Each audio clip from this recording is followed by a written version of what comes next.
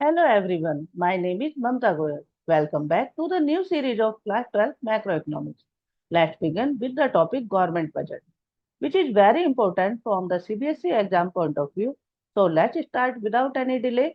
Meaning of government budget. According to Article 112 of the Indian Constitution, the government budget is referred as an annual financial statement. यानी article 112 जो constitution का है हमारा Indian constitution का, उसके according इसको बोला जाता है एनुअल स्टेटमेंट। इसमें क्या शो किया जाता है? Estimated receipts and expenditure during a fiscal years. यानी गवर्नमेंट बजट क्या है? एक एनुअल स्टेटमेंट है जिसमें शो करते हैं एस्टिमेटेड रिसीट्स, यानी गवर्नमेंट की कितनी रिसीट्स प्राप्त होगी और कितना एक्सपेंडिचर होगा during a fiscal year. During a fiscal year से मतलब फिस्कल ईयर क्या होता है? 1 अप्रैल टू 31 मार्च। और ये जो एक्सपेंडिचर या आपकी रिसीट्स होती है, ये एक्चुअल फिगर नहीं होती है, ये होती है हमारी estimated value. Government budget parliament में फाइनेंस मिनिस्टर के द्वारा प्रेजेंट किया जाता है। एट प्रेजेंट हमारी फाइनेंस मिनिस्टर कौन है? निर्मला सीतारमन जी। अब आते हैं ऑब्जेक्टिव ऑफ गवर्नमेंट बजट।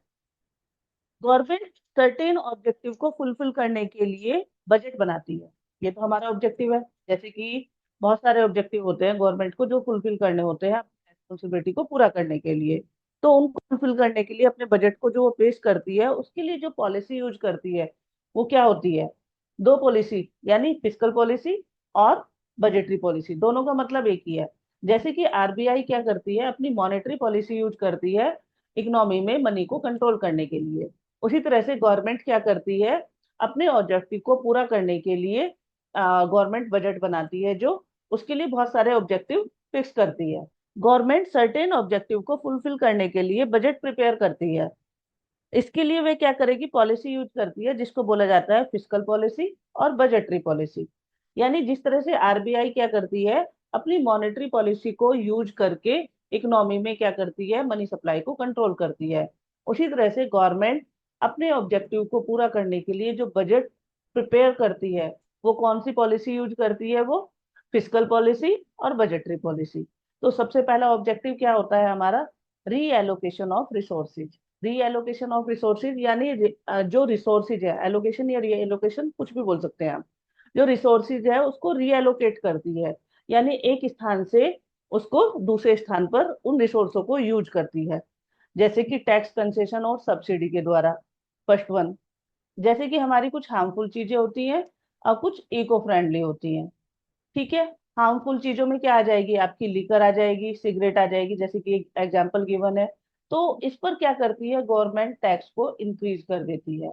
और इससे जो पैसा होता है इको फ्रेंडली, जैसे हमने यहाँ पे दिया हुआ है खादी, उसको क्या करती है? उसको सब्सिडी प्रोवाइड करा देती है। यानी जहाँ जो पैसा यहाँ से वो लेती है टैक्स के रूप में, हार्मफुल चीजों के से उठाकर पैसे को क्या करती है? सब्सिडी के रूप में उन प्रोडक्ट में लगा देती है, उन प्रोडक्शन में लगा देती है जो इको फ्रेंडली होती है। सब यानी इन सोर्सेज को जो उसने कहाँ से उठाए? हार्मफुल सोर्सेज से उठाए टैक्स के रूप में, और कहाँ पर लगा दिए? इको फ्रेंडली गुड्स पर लगा दिए। तो ये हो गया टैक्स कंसेशन और सब्सिडी। यानी टैक्स को तो क्या करा यहाँ पे? इंक्रीज कर दिया। और सब्सिडी किसको प्रोवाइड करे? इको फ्रेंडली को। To encourage investment, government can give tax concession subsidy to the producer. For example, government discourage the production of harmful consumption of goods। इसको डिस्करेज करना चाहता है किसके लिए? इकोनॉमिक वेलफेयर के लिए। तो क्या करती है यहाँ पर? वो क्या करती है? टैक्स को इंक्रीज कर देती है। कौन कौन से पर? लिकर हो गया, सिगरेट हो गया। और through heavy taxes and encourage the use of khadi products by providing the subsidy. और खादी प्रोडक्ट्स या इको फ्रेंडली जो सोशल वेलफेयर के लिए अच्छे होते हैं, उन पर क्या करती है? वो सब्सिडी प्रोवाइड करा देती है। अब कुछ प्रोडक्शन क्या होते हैं, जैसे गुड्स और सर्विस होते हैं, जो कि प्राइवेट सेक्टर क्या करता है या प्राइवेट सेक्टर उसको प्रोड्यूस नहीं कर सकता।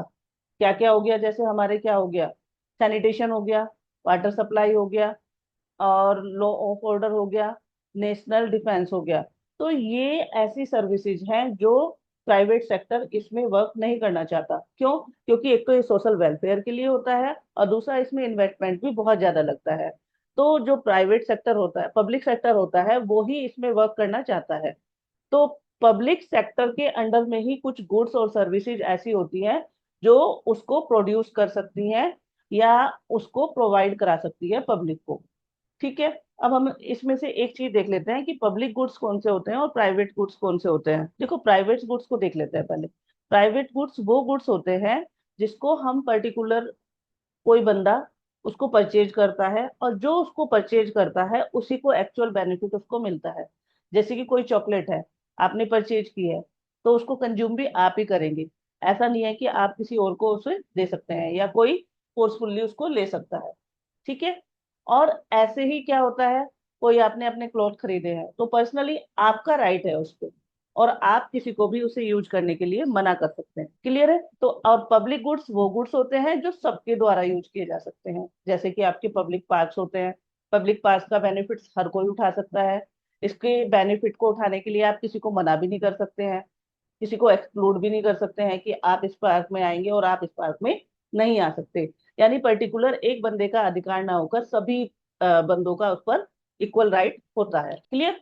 Next one, reducing inequality in income and wealth. इसके लिए क्या करेंगे, इसमें टैक्स और, जैसे कि मैंने बताया था आपको कि फिस्कल पॉलिसी को यूज करने के लिए हम टैक्स और एक्सपेंडिचर, इन दो ऑब्जेक्ट को यूज करके, रिड्यूस करके या इंक्रीज करके, हम क्या करते हैं, मतलब गवर्नमेंट क्या करती है, अपने ऑब्जेक्टिव को फुलफिल करती है। तो reducing inequality in income and wealth को करने के लिए गवर्नमेंट क्या करती है, जो पब्लिक होती है, यानी कि जैसे कि सपोज एक व्यक्ति की इनकम क्या है, 1000, ये है आपका रिच पीपल। एक व्यक्ति की इनकम क्या है, 500, ये है आपका पुअर पीपल। ये सपोज किया हमने, ए बी भी मान सकते हैं, हमने यहीं पे माना है। ये है आपका रिच और ये है आपका पुअर पीपल। तो इसमें क्या करेगा कि गवर्नमेंट क्या करती है, इसमें टैक्स लगाकर और सब्सिडी प्रोवाइड करके या एक्सपेंडिचर करके क्या करती है, इनकी डिस्पोजेबल इनकम को इंक्रीज और डिक्रीज कर सकती है। कैसे? जैसे रिच पीपल पे गवर्नमेंट ने क्या किया, टैक्स इंक्रीज कर दिया, यानी 100 रुपए का टैक्स लगा दिया, तो इनकी डिस्पोजेबल इनकम कितनी होगी, 900 रुपीज। इसी तरह से पुअर पीपल को क्या की, सब्सिडी प्रोवाइड करा दी, या LPG connection, free LPG connection provide करा दिया, जिसकी वैल्यू क्या थी, हमने सपोज किया है कि वो 100 रुपीज थी। तो पुअर पीपल की इनकम क्या होगी आपकी, 600। तो क्या इसका डिफरेंस इसके आप कंपेयर में कम हो गया है? यहाँ पे 500 का डिफरेंस था, इनइक्वालिटी थी, और यहाँ पर कितनी हो गई, 300 की। तो इस तरह से गवर्नमेंट क्या करती है, इस इनइक्वालिटी को कम कर सकती है। कैसे? यानी रिच पीपल पर टैक्स ज्यादा इम्पोज करेगी, जिससे कि उसकी जो डिस्पोजेबल इनकम जैसी ये होगी ना, ये इनकम कम हो जाएगी, और पुअर पीपल की डिस्पोजेबल इनकम क्या होगी, इंक्रीज हो जाएगी। इससे क्या कर सकती है, reducing equality in income and wealth. यानी गवर्नमेंट इसमें इकोनॉमी में जितने भी पुअर पीपल हैं उनको थोड़ी सी डिस्पोजेबल इनकम उनकी इंक्रीज कर दी जाए, और रिच पीपल की कम कर दी जाए। अब आता है इकोनॉमिक स्टेबिलिटी। तो इसमें क्या होता है, जो ये क्वेश्चन आते हैं, इससे पहले हम एक चीज डिस्कस कर लेते हैं। इसमें जो क्वेश्चंस आते हैं वो डायरेक्ट या तो 3 मार्क्स का एक टॉपिक दे दिया जाएगा कि आप इसको एक्सप्लेन करें, लेकिन आजकल इसका पैटर्न चेंज हो गया है कि आपको एक क्वेश्चन दे दिया जाएगा और उसमें पूछा जाएगा कि इस क्वेश्चन के बेस पे गवर्नमेंट कौन से ऑब्जेक्टिव को फुलफिल कर रही है, और उसको एक्सप्लेन करें। तो सबसे पहले हमें फाइंड आउट करना होगा, यदि हम इसे थोरोली पढ़ेंगे तो आप उसे फाइंड आउट कर सकते हैं कि वो किस ऑब्जेक्टिव को फुलफिल कर रहा है, और उसको तभी आप एक्सप्लेन कर पाएंगे। जैसे इकोनॉमिक स्टेबिलिटी। इकोनॉमिक स्टेबिलिटी से मतलब क्या हुआ यहाँ पे, कि यहाँ पर जो बहुत ज्यादा फ्लक्चुएशन हो रही है प्राइस में, बहुत ज्यादा ऊपर नीचे जाना, उसको स्टेबल करना। यानी छोटा फ्लक्चुएशन तो चलेगा कि थोड़ी सी महंगाई बढ़ गई, कम हो गई, वो चलेगी, लेकिन बहुत ज्यादा फ्लक्चुएशन होना, यानी महंगाई का बहुत ज्यादा बढ़ना, इन्फ्लेशन होना, महंगाई का कम होना, डिफ्लेशन होना, तो उसको कंट्रोल करने के लिए गवर्नमेंट क्या करती है, अपनी वही टैक्स, इसमें एक्सपेंडिचर और टैक्स के द्वारा करती है। सपोज आपकी इकोनॉमी में इन्फ्लेशन की सिचुएशन है, इन्फ्लेशन की सिचुएशन में क्या करता होती है कि एग्रीगेट डिमांड क्या होती है, जो डिमांड होती है वो aggregate demand more than supply. तो यहाँ पर इकोनॉमी में डिमांड को कम करना होता है, या तो गवर्नमेंट क्या करेगी, टैक्स को इंक्रीज कर देगी, या अपने एक्सपेंडिचर को रिड्यूस कर देगी। तो जब टैक्स इंक्रीज करेगी तो डिस्पोजेबल इनकम कम हो जाएगी, इनकम कम होने से क्या होगा, इनकम कम होने से डिमांड कम हो जाएगी, तो वो सप्लाई की इक्वल हो सकती है, तो स्टेबिलिटी ला सकते हैं हम गवर्नमेंट। इसी तरह से एक्सपेंडिचर कम करेगी, यानी इकोनॉमी में फिर पैसा कम जाएगा, उससे भी डिमांड कम होगी, जो कि हमारी सप्लाई और डिमांड को इक्वल करने में या थोड़ा सा स्टेबल लाने में हेल्प करेगी। तो इन्फ्लेशन को स्टेबिलिटी पर लाने के लिए गवर्नमेंट क्या करती है, अपना टैक्स इंक्रीज कर देती है और एक्सपेंडिचर को कम कर देती है। इसी तरह से डिफ्लेशन की पोजीशन में क्या करती है, यहाँ पर क्या होती है, डिमांड हमारी क्या होती है, डिक्रीज लेस देन होती है किससे, सप्लाई से।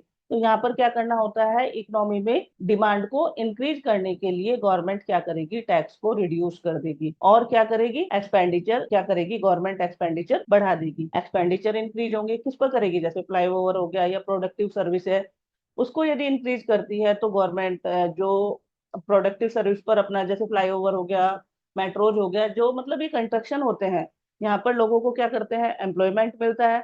एम्प्लॉयमेंट मिलेगा तो उनकी इनकम इंक्रीज होगी, इनकम इंक्रीज होगी तो डिमांड ऑलरेडी इंक्रीज हो जाएगी। इस तरह से एक स्टेबिलिटी की सिचुएशन वहां पर बन जाती है। क्लियर है point. Next one, management of public enterprises. तो इसमें क्या होता है, कुछ जैसे यहाँ पे दिया हुआ है एक वर्ड, नेचुरल मोनोपोली, यानी कुछ एंटरप्राइजेज ऐसे होते हैं जिस पर गवर्नमेंट का एकाधिकार होता है, यानी प्राइवेट सेक्टर का कोई राइट नहीं होता। कौन कौन से सेक्टर होते हैं, जैसे रेलवेज हो गया आपका, पोस्ट ऑफिस हो गया, इलेक्ट्रिसिटी हो गया। तो इनको मेंटेन करने के लिए गवर्नमेंट को कुछ फंड चाहिए होता है। तो गवर्नमेंट जब बजट प्रिपेयर करती है तो कुछ उस ऑब्जेक्टिव को पूरा करने के लिए, यानी मैनेजमेंट करने के लिए पब्लिक एंटरप्राइज को, तो वहां पर कुछ फंड को या फाइनेंशियल हेल्प को इन सेक्टर को प्रोवाइड कराती है। देखो लिखा हुआ है, there are large number of public sector industries, specially natural monopolies, which are established and manage for social welfare. तो किस पर्पज से किया जाता है, जैसे पोस्ट ऑफिस हो गया, रेलवे हो गया, इलेक्ट्रिसिटी, ये सोशल वेलफेयर के पर्पज से किया जाता है of the public.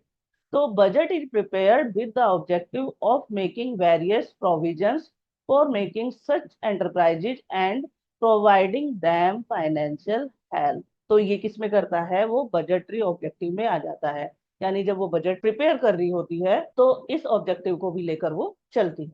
Next one, economic growth. देखो इकोनॉमिक ग्रोथ को हम डायरेक्टली बोल सकते हैं कि हमारी जो रियल जीडीपी है वो अच्छी है। यदि किसी इकोनॉमी की इकोनॉमिक ग्रोथ देखनी होती है तो उसमें हम मैनेज देख सकते हैं, यदि उसकी रियल जीडीपी अच्छी है यानी इंक्रीज है, तो वहाँ की इकोनॉमिक जो ग्रोथ है वो भी अच्छी होगी। तो increase the volume of goods and services, यदि उस इकोनॉमी की गुड्स और सर्विस की वॉल्यूम इंक्रीज कर दी जाए, प्रोडक्शन को इंक्रीज कर दिया जाए, तो ऑटोमेटिकली वहाँ की ग्रोथ अच्छी होगी, वहाँ की जीडीपी अच्छी होगी।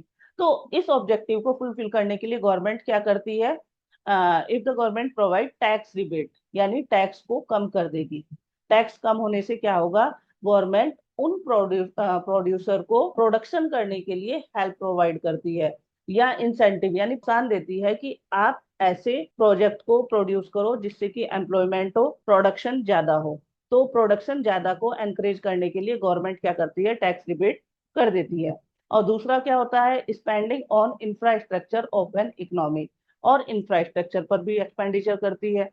इंफ्रास्ट्रक्चर यदि हमारी कंट्री का अच्छा होगा या किसी भी इकोनॉमी का, यदि हम इंफ्रास्ट्रक्चर जितना भी अच्छा होगा उतनी ही अच्छी वहाँ की इकोनॉमिक प्रोडक्शन भी हो सकता है, इकोनॉमिक स्टेबिलिटी भी आ सकती है और इकोनॉमिक ग्रोथ भी हो सकती है। और दूसरी कंट्री के जो प्रोड्यूसर हैं वो भी हमारी कंट्री में क्या प्रोडक्शन करना चाहेंगे। तो इंफ्रास्ट्रक्चर सबसे पहले टैक्स रिबेट के द्वारा इकोनॉमिक ग्रोथ कर सकती है गवर्नमेंट, और दूसरा इंफ्रास्ट्रक्चर पर स्पेंड करके, खर्च करके।